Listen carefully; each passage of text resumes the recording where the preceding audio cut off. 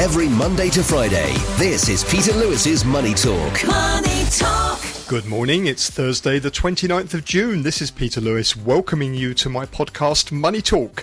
You can find the show on Google Podcasts, Apple Podcasts and Spotify. Just search for Peter Lewis's Money Talk or go to my website peterlewismoneytalk.substack.com. You'll find all the links there along with my daily newsletter. On Facebook, the page is Peter Lewis Money Talk, and on Twitter you can find me at Money Talk R3. Thank you for making this program one of the most listened to financial podcasts in Hong Kong. This podcast is sponsored by Surfing Group, which is headquartered in Singapore and offers online financial services to 30 million customers across 10 countries.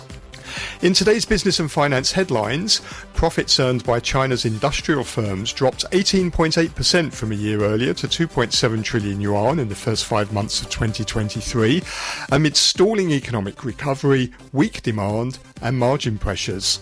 The decline followed a 20.6% fall in the prior period and a 4% drop in 2022, with profits shrinking in both state-owned firms and the private sector. The US is considering new restrictions on exports of artificial intelligence chips to China, according to the Wall Street Journal. The US Commerce Department could stop shipments of advanced chips made by Nvidia and other companies to customers in China as early as July without first obtaining a license. The restrictions come amid concerns that China could use AI chips from Nvidia and others for weapon development and hacking. The heads of the world's top central banks, including the US Federal Reserve, the European Central Bank, the Bank of Japan and the Bank of England, warned at the ECB's Central Banking Conference in Sintra, Portugal, that more action is likely needed to bring inflation down towards targets of about 2%. They warn that tight labour markets are still pushing up wages and prices. Fed Chairman Jerome Powell said although policy is restrictive, it may not be restrictive enough, and it hasn't been restrictive for long enough. Hong Kong home prices have ended 4 consecutive months of rises, with a 0.7% month-on-month drop in May. That follows a revised 0.4% rise in April. Compared to May last year, prices were down by almost 9%. And according to analysts, rate hikes and an exodus of more than 140,000 people from the workforce amid the pandemic curbs and Beijing's political crackdown of recent years have impacted the property market. On today's programme, I'm joined by Andrew Freris, the CEO of Ecognosis Advisory, and Louisa, China equity strategist at Bank of Singapore. And with a view from Taiwan is Ross Feingold, business development director at SafePro Group. Peter Lewis's Money Talk. On Wall Street, US stocks were capped Wednesday by comments from the heads of the world's top central banks, including Jerome Powell, who warned of further interest rate hikes ahead. The Wall Street Journal reports that Washington was considering new restrictions on exports of artificial intelligence chips to China, also weighed on sentiment. The S&P 500 was virtually unchanged at 4,377. The Dow fell 74 points or 0.2% to 33,853. The Nasdaq Composite rose 1/3% to 13,592. Chip stocks fell following the Wall Street Journal report, with Nvidia down 1.8%, having fallen as much as 3.3% at the low of the session. With just 2 trading days left in the first half of 2023, the S&P 500 is higher this year by 14%, and the Nasdaq Composite is nearly 30% higher. Let's take a look at Asia. In Japan, the Nikkei 225 rebounded after 3 straight days of losses, gaining 2%. Hong Kong's Hang Seng Index ended yesterday slightly stronger after climbing almost 2% on Tuesday. It rose 24 points or 0.1% to 19,172. For the quarter so far, the Hang Seng is down 6%. The tech index was 8% firmer on Wednesday, but is down 7% quarter to date. And for the penultimate day's trading in the first half, futures markets are pointing to a decline for the Hang Seng of about 100 points at the open. That's 0.5%. On the mainland, the Shanghai Composite was unchanged at 3,189. It's on track for a quarterly loss of 2.6%. And the onshore yuan slipped by 1/3% to a 7-month low of 7.2435 renminbi per US dollar. The offshore yuan traded at 7.25 3/4. The renminbi is 5.5% lower against the dollar this quarter. and that's put the currency on track for one of the worst quarterly falls on record since the country ended a soft peg to the US dollar in 2005. You can get more details on the latest market movements in my daily newsletter, which you'll find at peterlewismoneytalk.substack.com.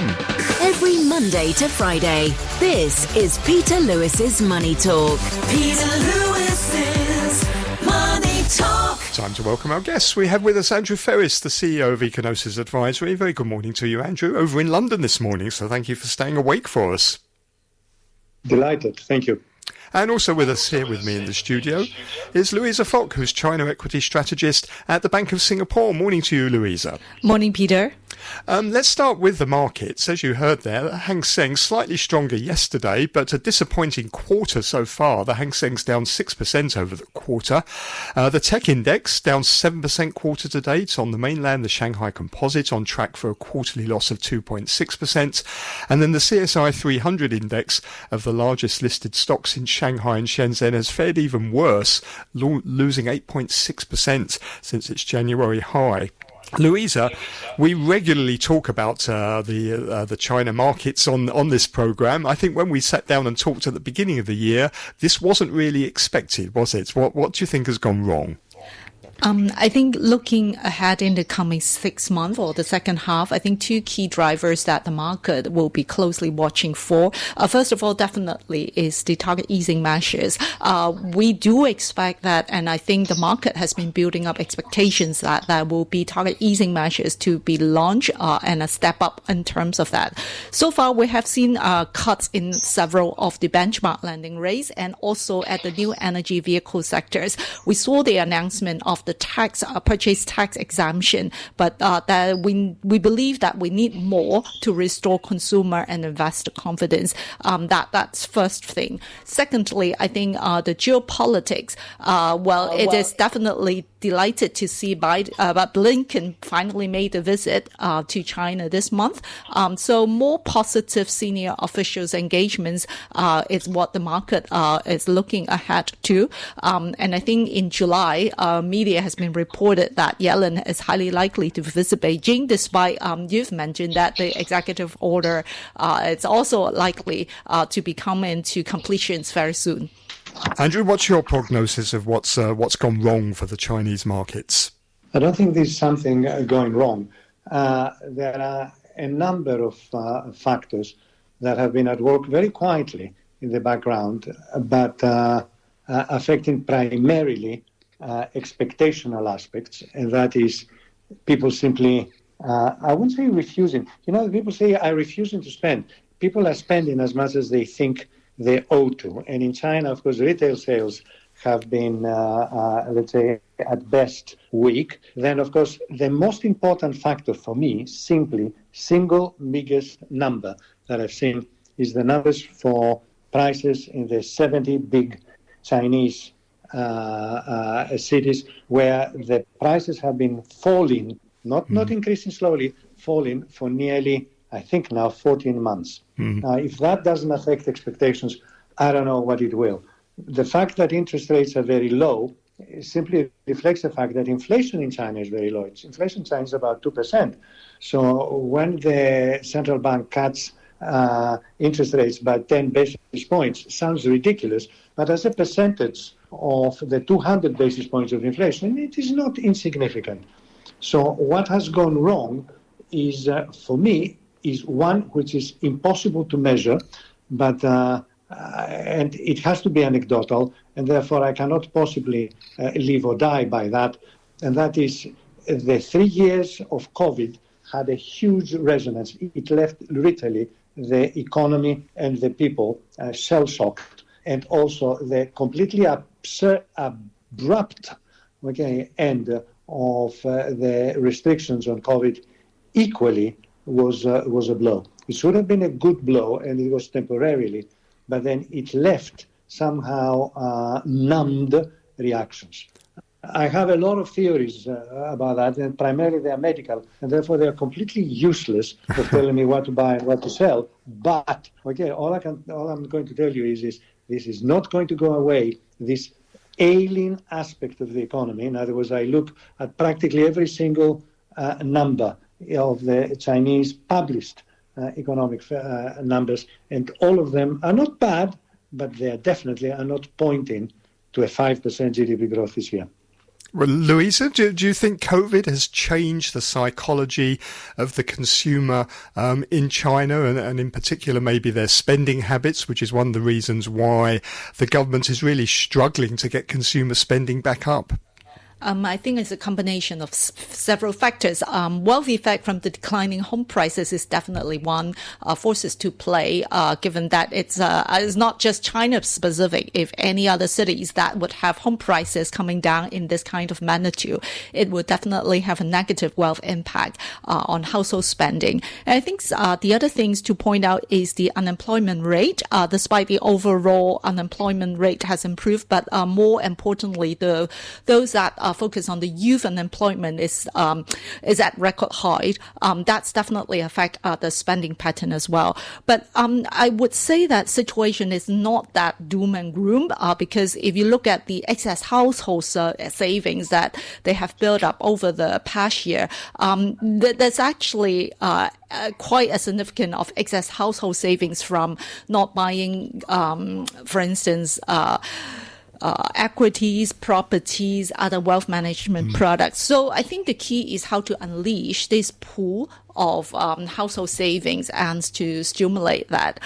So I think the other, aside from the new energy vehicles, the other that we have seen some signaling in terms of policy stimulus would be, for instance, like white goods, and lastly, probably real estate, like what we have discussed just now.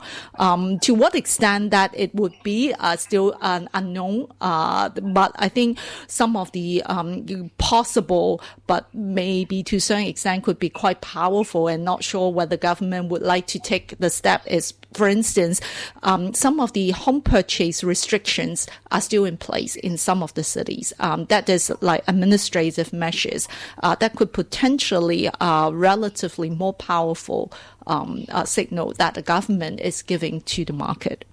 Andrew, a lot of investors are sitting there waiting for fiscal stimulus from the government to go with the monetary stimulus that we've seen, those 10, 15 basis point rate cuts. It's been a bit like waiting for Godot, hasn't it? It doesn't seem to be coming at the moment. But why do you think the authorities are so reluctant to unleash more powerful fiscal stimulus? I think there are three factors here. Traditionally, historically, the Chinese policymakers are reluctant to use bluntly fiscal policy.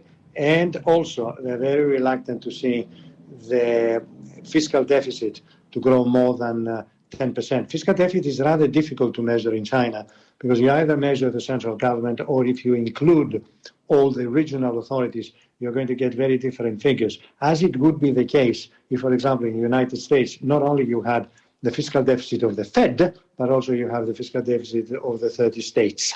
Okay, you'll get very different numbers. But be that as it may, a number around 10% is looked at with horror. The latest figures that I've seen on fiscal deficit, and I will definitely be delighted to stand corrected, was between 6 and 7%. Now that's very low. In other words, the central government can spend a hell of a lot more for a very simple reason. The whole economy of China taken together has had and continues to have a current account surplus. That means that overall, the Chinese economy is a net lender to the world. It's not a lend borrower. It's not Argentina, or it's not Russia.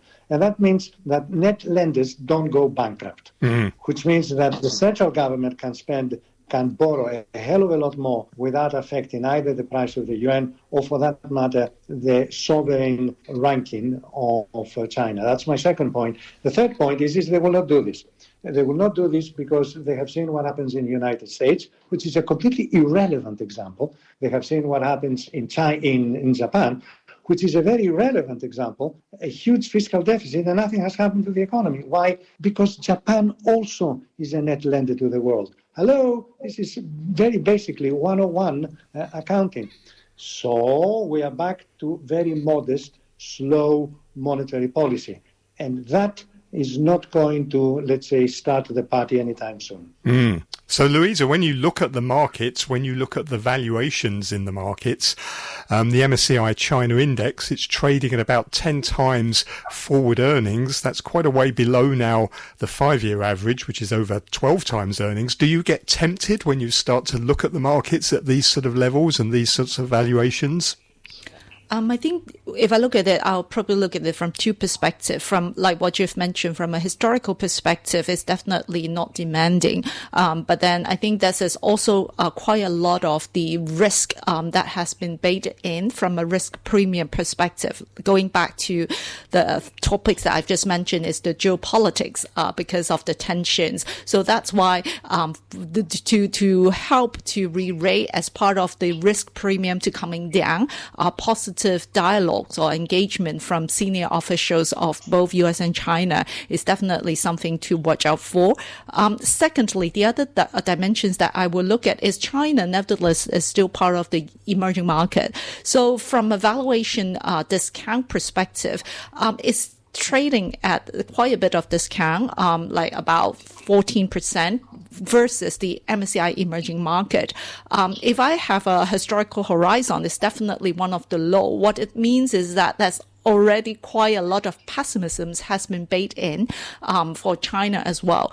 So I think these are the two ways that I will look at it. Yes, valuation is undemanding, but I think the market is looking for, so what it's going to take us from in the next 6 months or even going into next year, that's as earnings growth, that's going back to the policy stimulus that we discussed. And secondly, what would be the risk premium from a geopolitics tension perspective? Yeah. And I suppose also we should look at the Chinese yuan, shouldn't we? Because that's an important factor for foreign investors. It's now down at a 7-month low. It was trading below 7.24 in Shanghai yesterday. It's had a bad quarter. In fact, one of its worst quarters on record, down 5.5% against the dollar this quarter. How big an impact is that having? If you look at from a performance perspective, the Chinese yuan have a high correlation with offshore Chinese equities market. So definitely, if we are going to see some kind of intervention like what we did last year, like coming up and saying that the government will stand here and defer at certain level, that is also partly will address the issue from a government supportive measures perspective. But that's one thing. But the other things to look at it is some of the fundamental question is whether a depreciating yuan will help some of the export or things like this. My take is probably from two fro. Theoretically, yes, but practically, China market share in terms of the major product categories in the world market has already reaching to quite a large extent, whether it's in top 1 or definitely within the top 3, how much more extra or incremental market share that it could gain simply from depreciating the currency is probably not as powerful as one would have imagined. So I do not think that this is like something that the policymaker is looking into as a policy tools to help export or trade from this perspective. Andrew, what are your thoughts on the currency depreciation that we've been seeing? How much does that help the economy? I'm utterly indifferent for a very simple reason. The Chinese economy is not, was not, and it will never be export-driven. Every single piece of information that looks not just at exports, this is the obsession of the markets with exports. Exports are not important. Exports minus imports are very important. So the contribution of net exports to the GDP growth in the Chinese economy in the last 5 or 6 years was about 22%. Let's say 20%. Okay, the other 80% was not driven by exports. So why should I concentrate on net exports when there are other things much more important, such as domestic consumption and investment? Yes, it has depreciated. Yes, it will, if it can affect exports, it will be good. But the difference this is going to make on GDP growth is very, very little. So I like to see that the Chinese don't ride on a war horse, that strong currency means a strong economy and a strong political force. It is just one more price. And then you have to ask, is this price going to make any difference to my GDP growth? And the answer is it's going to make very little difference. Where it does make a difference, I presume, is here in Hong Kong for those companies that have operations on the mainland. I'm thinking particularly of maybe some of the big conglomerates here in Hong Kong. When they translate those yuan profits back into local currency, they're going to suffer. So presumably that is there is going to be an impact here because of the weak currency. Hong Kong is an altogether different case, right? And the other aspects, and I'm coming to that, the other obsession with exports in Hong Kong is so ill-educated because exports of Hong Kong, 92% of exports of Hong Kong are re-exports. Hong Kong exports nothing, okay? Yeah. It exports things from China. Hello, okay? To try to work out the value added of exports to Hong Kong's GDP growth, I challenge anybody. I tried it for a long time, and then I thought there were other things in life. Okay, it is not that straightforward. And people simply look at exports went down by 90%. That means exports from China went down. Nothing to do with Hong Kong. Please. But Louisa... So I don't. Sorry, I feel right. I feel sympathetic that people that receive their money in yen, they get fewer dollars. Well, that's life. What do you think, Louisa? Is this a negative for Hong Kong equities? I think Hong Kong in the middle of both having a major impact from the U.S. monetary policy and also from China economic growth as well. So I think one forces, for instance, this is not going to be the major force. And I think the other major directions to look into in the second half is also from the central bank's rates policy. We do not expect any rate cuts for the rest of the year. In fact, we expect one more rate hike next month, but then rate cuts won't come until probably early next year. But if you listen to the central bankers who were in Sintra in Portugal yesterday, they were all, to the last person, talking about more rate hikes this year. So it does look like, doesn't it, that markets are still underestimating the what's going to happen with interest rates. And I think part of the things to look at is also highly data dependent as well. Given that after July FOMC meeting, there will be a pause for about another one. So I think situation could still be very dynamic, and also rate high expectations simply reflected by the futures market that also can swing back and forth quite dramatically on the back of this data release. Andrew, what did you make of what the central bankers were saying in Portugal yesterday? There was a slightly odd divergence between what Christine Lagarde, Andrew Bailey and Jerome Powell were saying, which was basically we've got inflation, it's too much and we want less of it, whereas Japan, the Bank of Japan governor there was saying we've got inflation and please can we have more of it?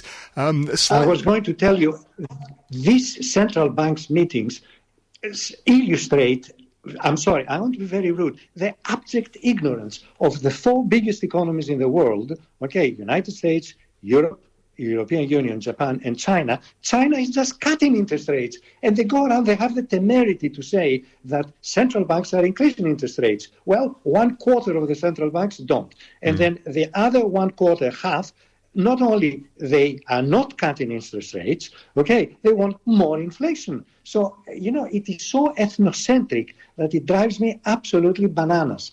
Okay, in other words, I want to say, I've forgotten now which was the famous, I think it was Goldwyn Mayer that said famously, please include me out. Okay, in other words, whenever I hear that central banks are saying interest rates are increasing, I say for half of the world, they ain't. Mm-hmm. Aren't you reading the newspapers, guys?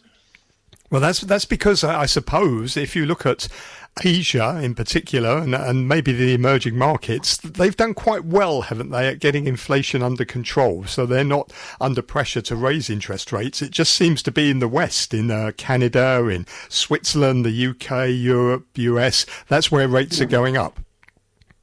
Yeah, well, yes. And now, I've been in UK for a while. I can tell you, inflation here, you can definitely measure it. But I'm not going to go around saying that the world is all inflation, when in China, inflation is stuck at about 2%. I don't know for how many months now. You know, it isn't. I mean, this centromorphic form of it happens to us, therefore it happens to the rest of the world, can be incredibly misleading and can also lead to not looking at places for good opportunities. But Louisa, what do you think? Out here in Asia, the central banks do seem to have done a better job, don't they? It's sort of keeping inflation under control. If you look around the region, Korea, Indonesia, Malaysia, Singapore, they all sort of seem to be on top of inflation. They seem to be pausing their rate hikes. It's in the West mainly that we're getting these surprises. And I think if you look at like major economies like what we have just discussed, probably UK is, at least from the headline numbers perspective, UK probably has a more pressing need in terms of raising interest rate to curb inflation. In Asia, I think given that China, if you look at like the PPI or CPI, it's also rather than worrying about inflation, in fact, investors are concerning whether it will actually slide into deflation. So preventing it from getting into that stage is probably much more critical from this perspective. Andrew, let me ask you about some of the geopolitical stuff. We heard Premier Li Qiang talking about de-risking or attacking the Western concept of de-risking, saying that basically it's a false proposition. He was also trying to basically say that companies should decide themselves on the risks of investing in China. It shouldn't be down to governments. I doubt somehow that the US government is going to listen to that, but nevertheless, China does seem to be pushing back, doesn't it, on this concept of de-risking. Of course they are pushing back because all of it is directed to China, against China. Nobody says de-risk from United States or from Europe. They say de-risk from China. So, you know, I'm not being sarcastic or cynical here. Yeah, this is a gun pointed at China, and China doesn't like guns pointed at them. That's perfectly normal. Now, if you are saying, okay, should individual companies decide on that, then that changes altogether. And then you have two parts. You have United States with a list as long as my arm of country, places, companies that you cannot trade with or goods you cannot export. And that is, let's say, a weaponization of the trade policy. And then on the other hand, you have companies that either ignore it or simply try to avoid it or evade them. So United States doesn't have it all the time, all its way. It is just not true. But the fact that it plays politics with economics, really? Oh, what a bad boy or bad girl it is.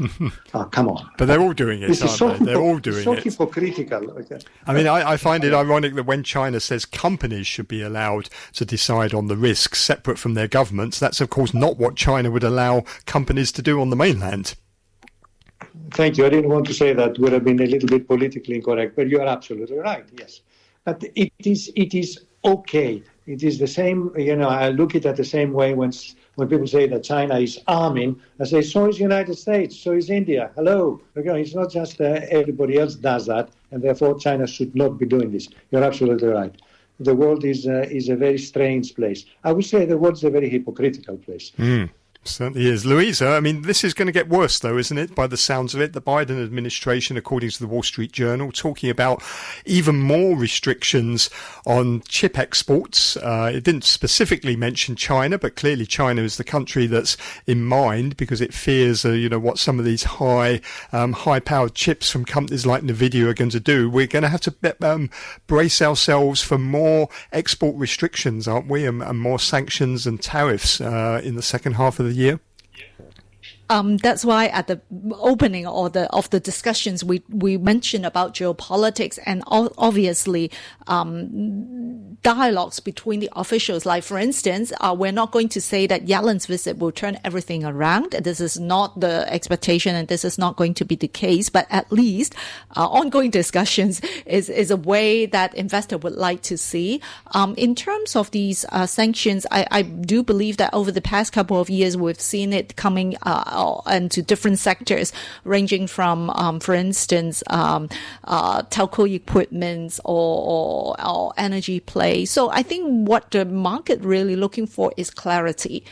In a nutshell, what is included, what is the boundary, what can be done, what cannot be. So I do believe that corporates can address the government issues and maybe work around with it. For instance, they will know to what certain extent at what technology level that is allowed and what is not allowed. I think clarity is the important thing here. Andrew, final thoughts from you there on the geopolitical issues and this whole issue of de-risking. It does look like, if the Wall Street Journal is right anyway, we're going to see even more restrictions in the second half of this year on exports to China. Is this something that investors are going to have to brace for? Yes, very much so. And in fact, if one wants to play it indirectly, my reasoning is quite convoluted.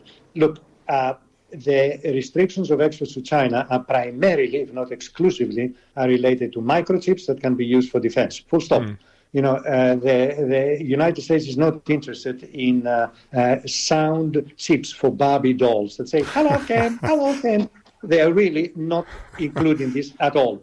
Okay, they're interested only in things that go bam and kill people. Right now, the world is arming massively. And again, I'm sorry, I've been saying this to your program a lot of times. Again, the place to look at, okay, if you are really meaning or worried about restrictions on inputs, is go and invest in defense companies. They're the ones that are going to benefit out of all this. Okay, because the restrictions on chips is nothing else but a mirror image, a kind of yin and yang of what is going on now in India, what's going on now most definitely in the United States, most definitely in China, most definitely in Japan, in Australia, okay, buying more guns right across the board. Okay, well, thank you for your thoughts there. You heard Andrew Freris, who is the CEO of Ecognosis Advisory, Louisa Fock, who is China Equity Strategist at Bank of Singapore. Peter Lewis's Money Talk. I'm joined now by Ross Feingold, who is Business Development Director at SafePro Group over in Taipei. Very good morning to you, Ross. Good morning. A lot of talk about de-risking at the moment, isn't there, both from the Chinese side and the US side. At the summer Davos, Premier Li Chang was talking about de-risking being a false proposition, but now we have this Wall Street Journal report that the US is considering more of it and banning even more chip exports. Where on earth is this all going to lead to? It looks like there'll continue to be these kinds of restrictions. Industry always moves ahead of government in most countries, and especially in the United States. And the previous round of restrictions were met by industry saying, okay, we'll of course comply, but we have some other chips that are not as fancy, and we'll still sell those to China, and they weren't on the initial list of restricted chips, and there you go. The most prominent company in the AI chip space, NVIDIA, their leadership has been pretty outspoken about missed opportunities in China if these restrictions continue to be imposed. I'm not going to go so far as to say that their outspokenness was a factor in the potential upcoming round of additional restrictions on chips that were not as powerful as in the round last year. But it certainly, I think, has caught people's attention that NVIDIA still gets a lot of business from China, that they did have alternatives that were not within earlier scope of restrictions. And the government is catching up. What will happen after that? NVIDIA will say, well, we still have another chip that's not restricted. That could be a possibility. But very interesting. Company officials were at a conference Wednesday, U.S. time, and they were pretty emphatic that this won't have an effect on their earnings in the short term, but it might in the medium or long term. Who steps into the gap if there's more bans on US chip companies exporting their high technology to China? Does this benefit, for example, maybe South Korea? Do companies like Hynix and Samsung, do they step into the fray and take up the slack here? Well, there's a lot of speculation about whether or not the U.S. could bring South Korea along. You have to keep in mind, different chips, different processes, different companies excel at one or the other. It turns out that for AI, NVIDIA really is an industry leader.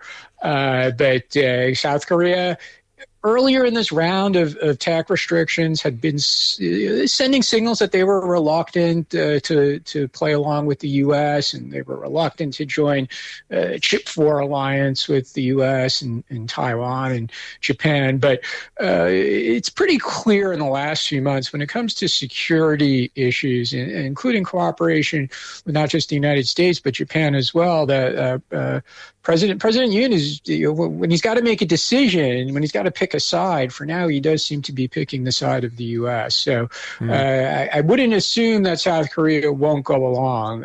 So that's definitely something to watch. But again, for security purposes, it seems that at least for now, he's sticking with the U.S. But it seems like this is going to expand. It's not just going to be chip exports. There's talk about an investment ban as well now on US companies investing in certain sectors in China. This just seems to be escalating very rapidly. Yeah, the investment ban is something that's been talked about for a while. The U.S. Does not have, for the most part, does not have an outbound investment monitoring mechanism. It does have the inbound one, which has been invoked against Chinese investments more frequently recently. But we have examples like Micron just recently announcing that they were going to increase their investments in China. Now, granted, that might be for older processes, and it's not something that's restricted by the U.S. at the moment. But again, it must have caught people's attention in decision-making circles in Washington. A big prominent U.S. tech company that had recently ran into trouble with Chinese regulators is still saying that we want to be here. And then, of course, all the news we see from Tesla, which it's always about tech. Ultimately, it's batteries and things of that nature to power the vehicles. So, yeah, it's coming. There is going to be an outbound investment review mechanism. And, of course, they'll say it's not targeted at China. It's targeted at unfriendly countries that are a threat to the United States. And do you think Janet Yellen can sort this out? Can she find a way through this when she visits China, or supposedly visits China at the beginning of July? Because among the administration officials, she's probably been the one who's been most outspoken, hasn't she, about the impact of these bans and these sanctions and the damage they're doing to American companies as well. So is she the one who can maybe try and sort through this? Well, she doesn't have really the sole decision-making authority over these things. Of course, ultimately, it's up to the president, but a lot of this is driven by the security side. She's also not the person to talk much about the tech industry. She's there to talk about the state of global finances, rescheduling debt for global South countries that are having trouble paying their debts, and food security and other issues. She's probably there to champion the U.S. financial industry, which isn't really affected by some of these restrictions if they want to expand their wealth management services in China. It'll probably just be a victory for her if she doesn't get criticized in the U.S. about the seating arrangements and things like that. But I just get a feeling as we move up to the election, this is just going to get more and more tense, because if you look at President Biden, I mean, what he was speaking in Chicago yesterday, he's put his name now to his economic policies, calling it Bidenomics, which is basically anti-globalization, isn't it? He was saying globalization has hollowed out American industries, left American workers worse off. It looks like we're going to see more of this. It sounds like you're quoting Donald Trump in 2016, and it helped him really do very well with voters, blue-collar union voters who had previously voted for Barack Obama in 2008 and 2012. Biden is he's basically repeating some of his policies. To be fair to him, he's championed some reshoring, and of course there was the CHIPS Act and other initiatives to increase manufacturing capacity in the United States, so he could claim credit for that. He's certainly not sounding like the Bidens, who was a senator for decades and kind of championed the whole global village concept, whether for trade or other things. But that's what the political environment is, and you've got to stay ahead of the many Republicans who are going to try and outdo each other in the primary, and that field of candidates keeps growing, and they're going to try to outdo each other on these issues and be the person who's more anti-globalization than they're kind of, surprisingly, even DeSantis has been criticized over some statements he made recently that seemed to indicate he wasn't a big fan of some of these trade restrictions and tariffs. But if you look at, I suppose, the main feature of Bidenomics, as he now likes to call it, or certainly his economic policy since he came to power, is it's a much more interventionist type of economics, isn't it? He believes very strongly that the government should be intervening, should be promoting certain sectors, should be providing subsidies. This is a very interventionist type of policy, industrial policy. That's right, but not a surprise coming from a Democrat. And also should keep in mind that the way he likes to portray it is that really these things that he's doing, this intervention, it's really helping the middle class, blue collar workers as well, factory workers. So there's a specific purpose here, which is to help working class Americans do better and have good, solid jobs for the future. Also should keep in mind that when it comes to subsidies and picking champions, as evidenced by the CHIPS Act and other initiatives, there's a lot of support for that now from Republicans, both in the House as well as the Senate, maybe a bit stronger in the Senate. But again, that is not a view we traditionally associated with American Republican politicians, that the government gets to pick champions and subsidize industry. But that's certainly where the direction that we're going. Let me finally ask you about New Zealand. Prime Minister Chris Hipkins is now in China for a 6-day visit. First of all, how important is New Zealand to China? He got to meet with President Xi Jinping and President Li Qiang. Does China see New Zealand as an important partner? They do for a variety of reasons. One, New Zealand having a somewhat, even though it's part of the Five Eyes and normally considered one of the Western allies, it's always had a bit of a independent voice when it comes to foreign and security policy issues, especially when there's a left of center Labour government in power, as there is at the moment. Most famously, they're dust up with the United States over nuclear armed vessels plying the waters nearby New Zealand going back to the 80s. So, for China, they love this, right? They love a country that will kind of say, like, well, when we have issues with China, we'll talk about them, but doesn't issue the kinds of statements on the usual issues, Hong Kong, human rights, etc., that we'll see from the United States or increasingly from some of the other Western countries. So for China, it's great. It's kind of like a divide and conquer. But from a more practical perspective, beyond the rhetoric, it's just good to have a country that wants to trade with you from a Chinese perspective. And New Zealand has things that China needs, most obviously dairy. The education industry remains open to Chinese students, unlike other countries that are increasingly imposing restrictions. So again, it's great to have a New Zealand option among Western countries. And presumably New Zealand, what it wants is more trade deals, doesn't it? Because it's very dependent upon the Chinese economy.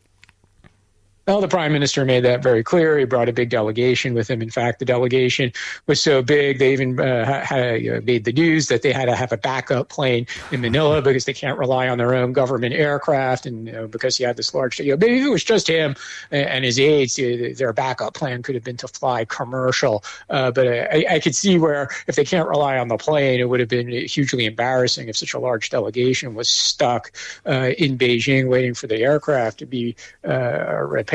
But